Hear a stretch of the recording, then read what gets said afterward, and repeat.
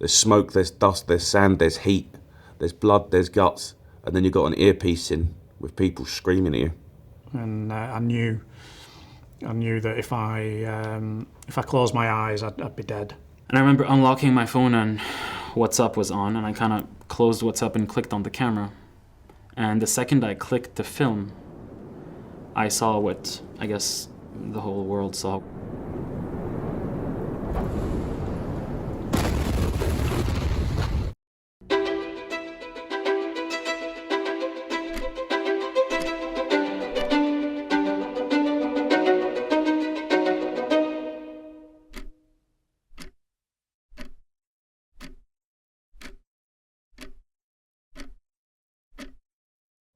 Can you tell us about the night, who you were going to the concert with and who you were going to see? So I was going with my daughter Eve. She was 14 at the time, and the tickets I'd bought as a surprise at Christmas. You know, that's how we spent kind of the daddy and daughter time, was kind of going to concerts and, you know, just loved music and singing. And so it was just really, the night was just a celebration of that, really.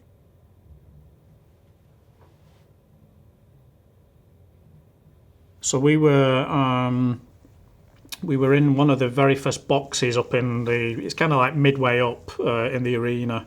So if I was Ariana Grande singing on the stage, we were kind of like the first box here.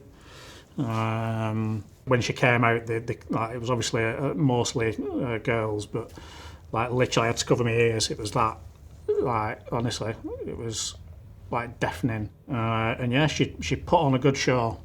It was a really good concert. What happened after the concert finished? Where did you guys go? You know, when we go out of the box, obviously we do a right into the city room at 10:31, make our way through, and then that's obviously when Salman Abedi detonated his suicide vest.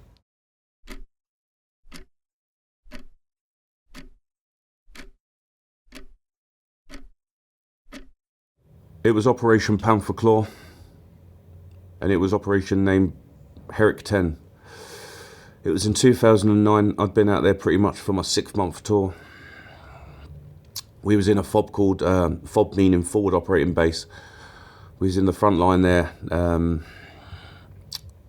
and basically I had to go down the same road, which was called Pharmacy Road. And this is where we lost 5 lads and several wounded, and other people had been injured and killed on the same road, so it was notorious. And my job would be the Vallon man, VALLON, and that's to find the IEDs. I was first man out, last man back in. And on this day, my platoon commander, Mr. Hillard, I remember him kicking my bunk and saying, "Jakey, I want you on this patrol." I didn't need to be on this patrol, but I was asked to go on it. And it was another regiment coming in. And they were leading the patrol. And I was good at my job as a Vallon man, leading men, bringing them back in safe. I hadn't failed. But the one day that I wasn't patrolling and leading the men, all hell broke loose.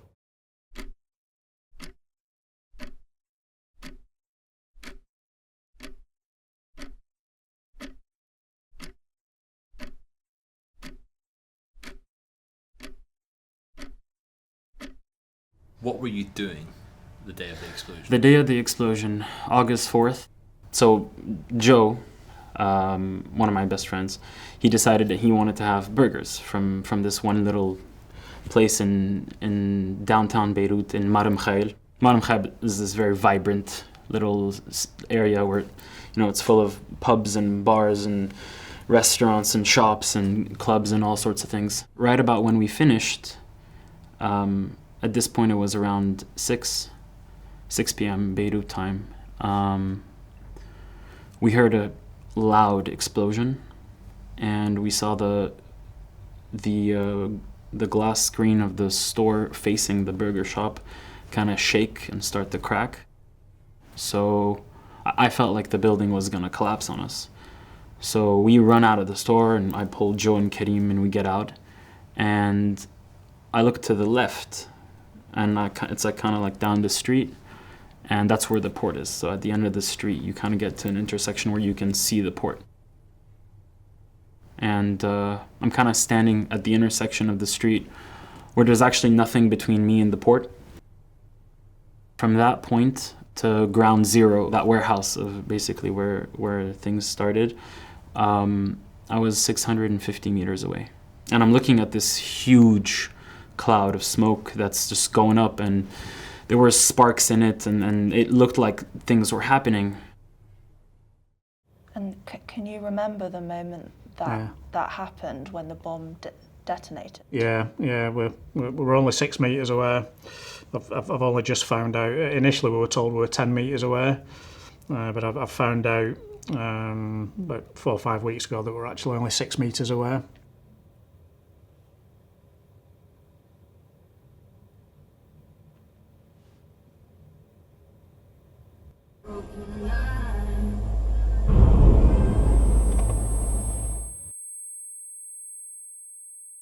There was a small arms contact. I was injured in the first explosion. The second explosion then came by my platoon sergeant, my sniper sergeant, Paul McAleese. There was a bit of misunderstanding between me and McAleese, and he tripped the secondary device, which unfortunately killed him and then injured me. I mean, and in that moment, you're kind of paralyzed at the thought of what's going on. I mean, I remember thinking, is this war? Like, was it an attack? What's going on? Like, what are we gonna do? Where do we go? And I remember unlocking my phone and WhatsApp was on, and I kind of closed WhatsApp and clicked on the camera. And the second I clicked to film, I saw what I guess the whole world saw.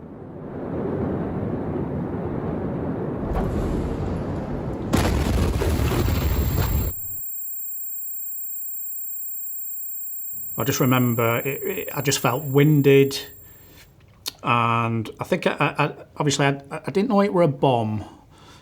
Initially I thought I'd been shot or stabbed, and I couldn't get my breath, so I panicked because I was like shit, like what's going on? Like I couldn't breathe, and then I think I must have lost consciousness then, because the next thing I know I'm kind of lying on the floor. And basically like gargling on blood, and obviously I can see I'm losing a lot of blood, and then obviously I see Eve's not in a good way, and then that's kind of when I probably know just from kind of what's going on in the room that it's obviously a bomb. You know, I knew I wasn't in a good way. I knew I was dying. I knew I was losing a lot of blood. And I just remember kind of saying to myself, you know, you're not going to make it.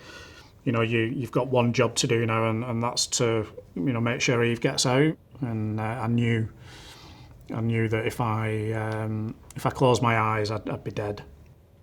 And as a father, what was it like to see something like that happen to your daughter? Oh, it's the worst thing on earth. Because again, I give myself a hard time about it, because, you know, like most dads, you know, I always said to Eve, like, you never worry when you're with me, because I'll protect you and keep you safe and nothing will ever happen. So I kind of feel like I've let her down and kind of failed as a dad, and yeah, not me. We were obviously shouting out for help, and, you know, people were telling us that paramedics were on the way and help was on the way, but it just felt like forever. And you know, a lot of people have said, and like my family have said, like they were always worried and upset for me because they thought I were in loads of pain and scared and stuff, but I wasn't. I was like really calm, and I wasn't in any pain.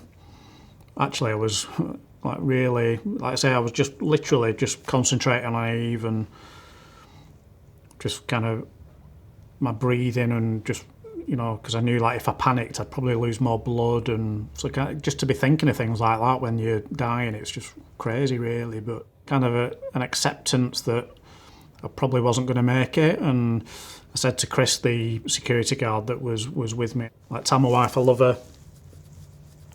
Just bear with 1 second.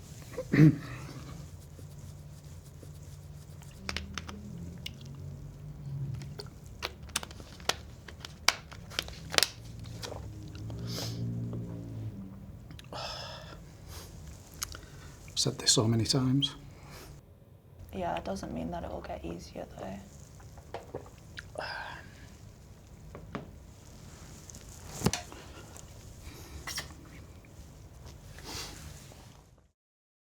What did that impact feel like when it hit you?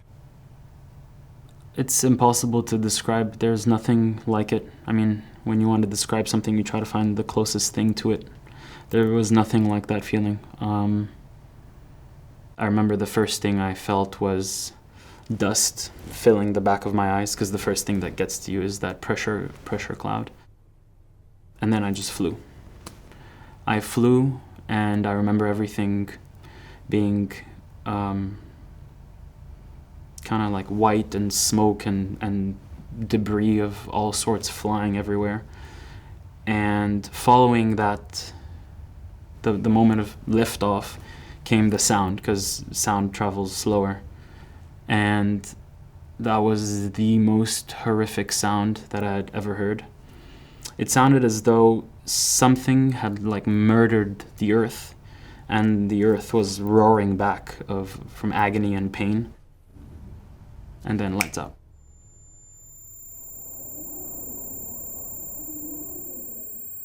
What did it feel like at the moment? It's going to take more than a plaster to fix this one. It just, you just knew. It's like you just know. I can't explain it. It's, when McAleese took that move, I just knew what was coming. It's milliseconds, and your brain is registering it, but it's not. The body can't do nothing about it. It's just, you just have to accept it. There's smoke, there's dust, there's sand, there's heat, there's blood, there's guts, and then you've got an earpiece in with people screaming at you. So what happened after the injury? Talking to the lads and the ladies on the ground, they tell me that I was really pissed off, and apparently I Kazivac myself backwards behind the machine guns, and I was stripped down to my boots, because that's what the explosion did to me. It flipped me back, but apparently I stood up and I wasn't too pleased. That's what they tell me. And then apparently I collapsed, lack of blood. And because at the end of the day, shrapnel ripped through my right thigh, ripped through my upper right arm, shrapnel through the nose, through the right eye, into the brain. What is it they say, 2 millimeters from my throat. So I'm lucky to be here, really. At some point, I was knocked out. So whether it was for a minute or two, I really don't know. And I mean, I was blown further back. I got up inside a restaurant, which was, I think, a few, like 10, 15 meters behind me. I had cuts all over my body from glass. I found that in my left foot, there was a huge shard of glass that had kind of gone through the bottom. And usually these things, like, you shouldn't remove them because they kind of become the plug to your body, so you don't, bleed out. But my first reaction was, like, I can't even walk. It's bigger than my entire leg. So I just pulled it out and I walked out. Just walking through that street was a horror movie. I mean, anything that you could possibly imagine in terms of injuries, people like hanging from balconies, like just sitting and like blood everywhere, children, like limbs missing, arms, legs. I didn't even check to see if anything was wrong. I mean, I could move my arms and my legs, so I thought I was lucky. I don't think people I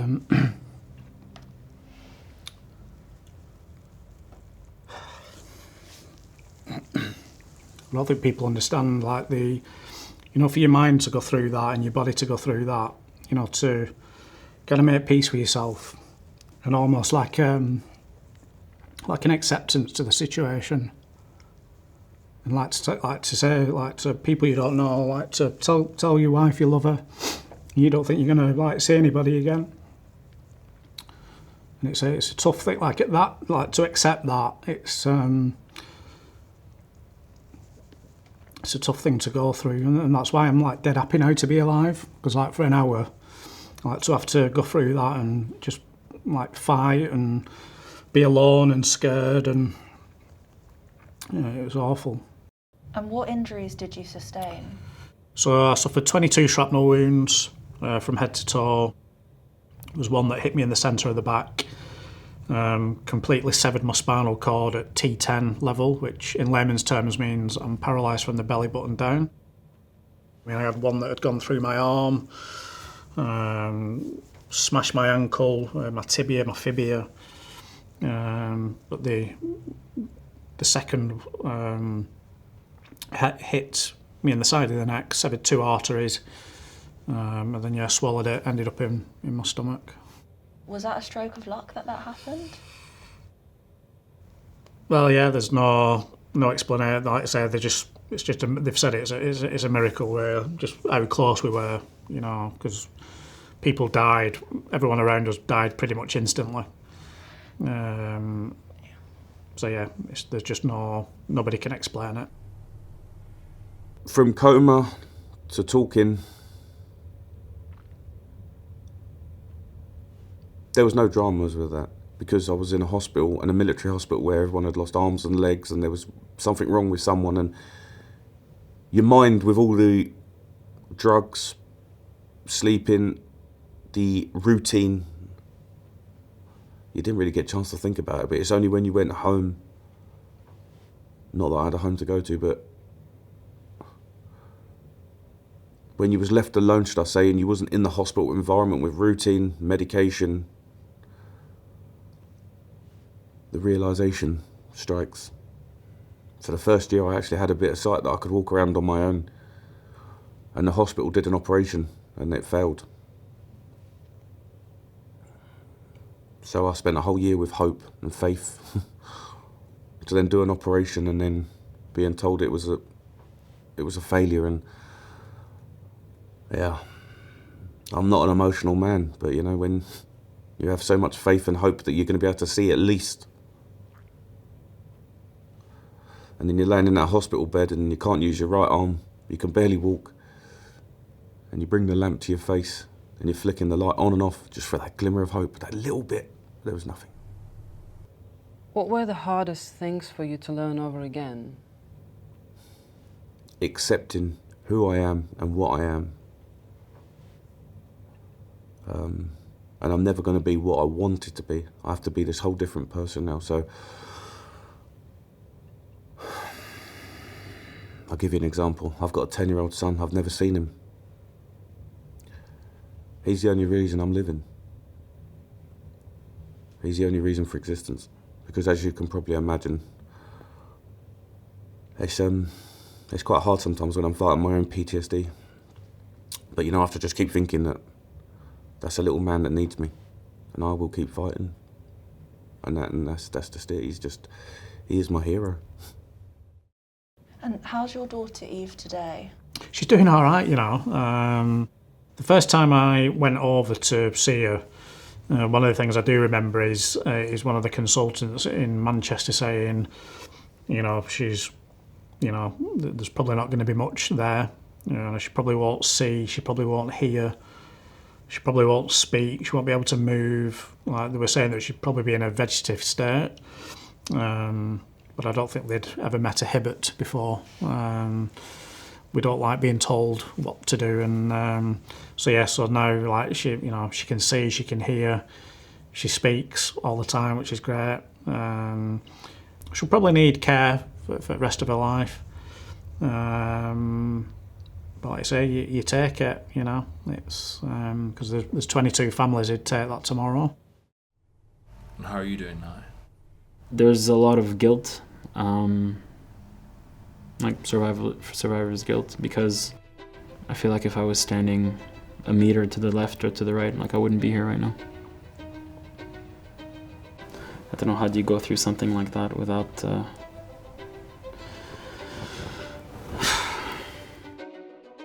I don't waste a day, and I'm just dead happy to be here, because I shouldn't be here. You know what I mean? So I just think it's a crime for me not to live life to the full.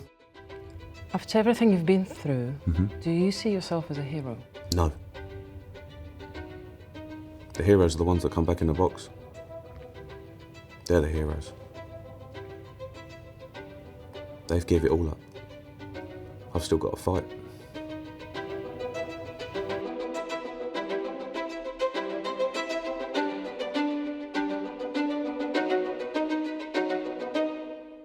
We could see the police put up the tent around his body and all the road taped off.